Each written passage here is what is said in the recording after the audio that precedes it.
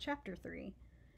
Billy crept along the hallway and turned the corner. The strip of golden light that had been shining from beneath the guest room door was gone, meaning Gabby was asleep. Billy crept back to his room and quietly shut the door. He switched on his bedside lamp, then jammed a sweatshirt under the door so the light wouldn't leak into the hallway, drawing attention to himself, exposing his plan. Sal had been asleep for a long time, like a tree dropping its leaves all at once. She'd collapsed in a heap on the sofa right after they returned from the restaurant. She was probably exhausted from all her crying, or from asking Billy if she could have this magic pearl, which she had done about a dozen times in the car on the ride home. After Gabby had carried Sal up to bed, Billy showed Gabby his Christmas presents. Then they played Crazy Eights. Gabby yawned frequently, covering her mouth with the fan of cards she held. Billy wished that Gabby would stop yawning. It was contagious. He began yawning too, and he felt himself growing sleepy. The last time he wanted to be. "One more hand," said Gabby. "Then bed." She yawned again. "Already?" asked Billy. "I thought we could watch a movie or play a board game." His eyes were pleading. "Oh, Billy, I can't," said Gabby. "It's late, and you're yawning too." "We could have a snack," Billy suggests. "Are you kidding?" said Gabby. "I'm so full from dinner I feel like I'll never eat again. I still have my baby food. I still have my food, baby," she said with a chuckle, tipping her head and casting her eyes downward. "Seriously, are you hungry already?" "Not really, but if you were, I'd sit with you while you ate." Gabby twisted her wrists to check her watch. Her bracelets, inches of them, silver and gold, surrounding the watch, jingled. She looked up and down. "I'm sorry, Billy boy, but it's time for bed." "Wait, you said one more hand." "Okay," said Gabby, a quick one. During their final hand, Billy held back from playing certain cards when he could have won, prolonging the game as long as possible. But soon Gabby was the winner and he was off to bed. He went to the bathroom and brushed his teeth. He put on his pajamas and crawled under his covers. He said good night to Gabby and waited, and waited, and waited. When the house was quiet, he checked to see if the light in the guest room was still on. It was. So he went back to his room and waited some more. When he checked again, the light was out. And now here he was in his room, ready to begin the night of staying awake. He told himself he could do this. He felt a shiver of excitement, then a buzz sensation. If he made it through the night without sleeping, he'd be a different person somehow, a more important person. His eyelids were the problem. They were as heavy as steel. The situation was worse if he lay down, so he rose from his bed and paced around his room. But the bed was so inviting, soft, and warm that he couldn't help take a break, allowing himself only to sit on it. He turned his bedside lamp off and on and off and on. He tried to read. He tried to draw. He tried counting backward from 1,000. He looked at the dragon stamp on the envelope from Miss Silver. Then he took the pearl in his open palm and stared at it until it blurred. He pretended it was really magic. "Stay awake," he whispered. "Stay awake." Just then an idea came to him. Billy's idea was to scare himself so badly that he couldn't sleep. He turned off the lights and sat in the dark on his bed, resting his back against the wall, his legs crisscrossed into a pretzel. He tried to imagine the worst possible things he could. He envisioned a life on his own without Mama and Papa, but that just made him sad. Think. A few memorable, frightening scenes from movies danced before his eyes. Think. Some of the pictures in Papa's big, thick art books were weird and made him uneasy. He recalled them the best he could. Think. He began to convince himself that there was something hiding in the black space under his bed. Think. The something had white, melted flesh with oozing clusters of pimples for eyes. Its nose was a wet hole that made a whistling noise with each breath. It had long, stringy gray hair and thin, knobby fingers and bloody sores all over its body. It creaked and rattled and groaned.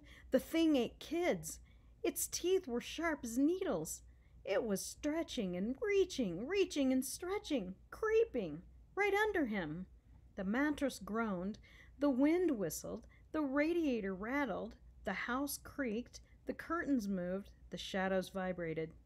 Billy found it hard to breathe. His heart was pounding. He still had the pearl in his hand, and his grip was around it so tight his knuckles hurt.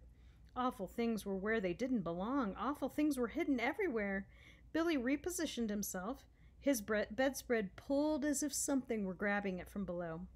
Then his room tilted, and the walls started closing in on him. Billy sprang from his bed and bolted out of his room. He stopped suddenly. What should he do? Where should he go? He didn't want Gabby to think he was a baby. He fled down the hall, and threw open the door. "Sal," he said in a soft voice, but frantic and breaking. "Sal, wake up." Chapter 4. Sal's nightlight was so bright that the yellow walls in her room glowed like the inside of a jack-o'-lantern, and had an instant calming effect on Billy. The only visible part of Sal among her pillows, the Drop Sisters, and her messy blankets was her snarl of dark curls. But it was familiar snarl, and Billy's heart slowed down, his breathing steadied. Billy sat on the bed and bounced. The dark snarl moved a little. Billy knew his question was the dumbest in the world, but he asked it anyway. "Are you sleeping?" The snarl moved. Billy bounced harder, and then Sal's head emerged from the shadowy lumps and bumps of bedclothes, and stuffed animals like a chick from an egg. She looked at him with uncertain eyes, slits really. Billy scooched near to Sal. He didn't know what to say. He couldn't say, "I need you," which was the truth. "Hi," he whispered. Sal's eyes closed and her head drooped. Billy shook her. It was strange, but already he felt less afraid. How could a 3-year-old make him feel safe, especially one who was mostly asleep? Although part of him knew there was no monster under his bed, he did not want to go back into his room. He wanted to stay here. Billy shook Sal again and blew at her eyes. When she opened them, he blew again. He's been holding the pearl the whole time, and now he raised it up to Sal's face, inches from her nose. "Sal, look," he said. "It's the magic pearl. And I'll give it to you if—" Sal perked up. Her eyes widened. "You will?" She reached greedily for the pearl. "If," said Billy, pulling the pearl back a bit. "If what?" Billy's brain had clicked back to his plan to stay up all night. He could not do it alone in his room, but he thought he could do it in Sal's room with her. He'd never shared anything this big with a girl before, but it would be worth it. "If you can stay up all night with me, it's yours," said Billy. "Why?" asked Sal. Billy explained the importance of his idea. He finished by reminding her, "We've never made it to midnight on New Year's Eve." He kept holding up the pearl as if it were a priceless gem, turning it between his fingers, hypnotizing her with it. "Can I have it now?" she said. "You can borrow it," said Billy, "but you can't have it until morning." "How long is it till morning?" asked Sal. "Oh, that was a good question. I'll find out," said Billy. He went to check the digital clock in the bathroom. He was relieved that he didn't have to pass his room to get there. Still, he was cautious and quick. The red numbers on the clock were clear and bright. 10:32. "We've got a long way to go," he thought, feeling some of his optimism drain away. Back in Sal's room, he crammed her throw rug under the door and flipped on her overhead light. They both blinked, adjusting to the change. "Now it'll be easier to stay awake," he told her. Sal was fingering the pearl with loving care. "How long till tomorrow?" she asked again.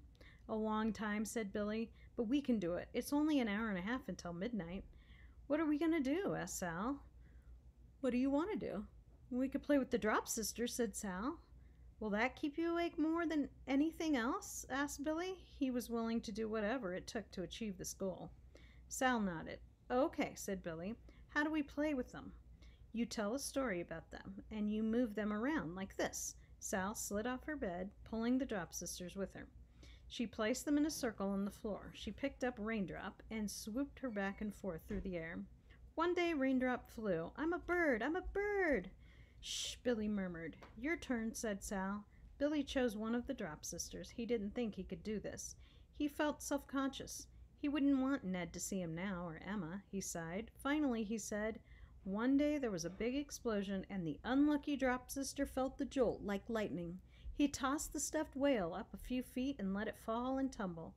She was stunned," he said. Then the doctors came to do CPR. Billy took his fist and pumped the unlucky Drop Sister's midsection, quietly grunting with each thrust. "Stop," said Sal. "You're hurting her." "It's okay, Gumdrop." She pulled Gumdrop to safety on her lap. "You didn't even know her name," she scolded, glaring at Billy. "Sorry," said Billy. "Papa knows all their names." Sal gathered the other Drop Sisters and piled them on the ground around her. Maybe you could just tell a story and not touch them. Her arms circled them, protecting them. No more explosions. Billy wasn't good at telling stories the way Papa was. He was better at doing things. He had a feeling that this night would be longer than he had imagined. He glanced around the room with the hope that something on Sal's walls or shelves would trigger an idea. Billy noticed that Sal's eyelids were lowering again. "Hey, Sal, can I use that?" He motioned to the dingy pillowcase in which she carried the Drop Sisters. It was crumpled at the foot of her bed. "What are you going to do with it?" "It's a surprise. You'll like it. Can I use it?" Sal considered Billy's question. "Remember the pearl," Billy said, even though he knew one had absolutely nothing to do with the other. "All right," said Sal. Billy took the pillowcase, filled it with clothes from Sal's dresser, and bound the open end with one of her stretchy hairbands, twisting it around and around. He'd left several inches of cloth at the end. He fanned it out. "This is the tail," he said. Then he pushed and pulled and fluffed the stuffed pillowcase until it pleased him. "There," he said. "It's a whale, a big one." "It is?" said Sal. "Who is it?" "This is," Billy said, thinking fast, "this is Cough Drop. He's the Drop Sisters' cousin. He usually lives in an aquarium, but he's here for a visit." "Cough Drop," said Sal, smiling. "I love him. Make him say something." "He doesn't talk," said Billy, "because he has a terrible cough. He was born with it, and the only food he eats is cough drops." Sal plucked Cough Drop from Billy's hands and introduced him to his cousins. They played. Sal would make a comment as one of the Drop Sisters, then Billy assumed the role of Cough Drop, would cough in response. They took turns talking, having a conversation until Billy had had enough. "Cough Drop needs a break," he said. Billy was exhausted and his throat was rough. He decided that he would never be a babysitter no matter how much money he could make. "Is it morning yet?" said Sal. "No," said Billy. "I'll go check again." And then Sal said something, but she was yawning at the same time, and she'd put her hand over her mouth, so all Billy heard was a tired little noise. When he came back to Sal's room with the disappointing news that it was only 11:03, Sal was sleeping on the floor beside the Drop Sisters, her head on Cough Drop. Billy made very little effort to wake her. He made very little effort to do really anything. He couldn't. All at once, it felt as if his pajamas were made of lead. His legs could barely hold him up, and it took everything he had in him to drag some blankets off of Sal's bed, fall to the floor next to her, and cover both of them. He would give it one more try. He raised his head and opened his eyes as wide as he could. "Stay awake," he commanded himself. A swift, invisible hand pressed his head down and stitched his eyes shut. He tried to conjure up an image of the monster under his bed, but he didn't even have the energy for that. His head knocked into Sal's as he searched for some comfort on Cough Drop. Sal stirred. "Love you," she murmured. She could have been talking to the Drop Sisters or Cough Drop or him. He didn't know. But he knew he loved her, right now anyway, and he might have told her so, but all he could manage to mutter, "Yeah," as he drifted off to sleep.